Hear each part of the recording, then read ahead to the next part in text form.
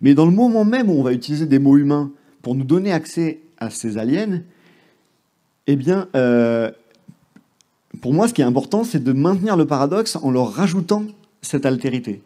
Au moment où on a le sentiment qu'on peut les toucher en utilisant un mot qui nous parle, il faut rajouter un mot qui les aliénise. Il faut aliéniser les métaphores. Alors, je vous donne un exemple, parce que jusque-là, je dois avoir l'air parfaitement abstrait.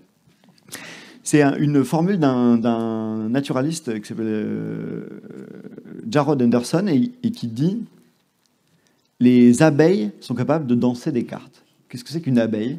C'est un organisme qui est capable de danser des cartes. Typiquement, pour moi, c'est une magnifique métaphore de parents aliens. Vous reconnaissez danser, tout le monde reconnaît danser, vous reconnaissez cartes, mais danser des cartes, non, ça, vous ne reconnaissez pas. On a en même temps l'accès par la parenté et en même temps on aliénise au moment où on allait rabattre l'abeille, l'oiseau, le virus sur nous, on rajoute cet élément qui lui restitue cette altérité incompressible qu'on essaie de toucher. Donc, parents aliens, une des dimensions de cette idée, c'est ça, c'est d'essayer de nous rendre capables, de nous donner le droit d'utiliser nos mots humains pour parler des vivants, mais en même temps d'essayer de faire l'effort de cette subversion pour restituer qu'en même temps, ce sont bien des manières d'être vivants, mais ce sont d'autres manières d'être vivants.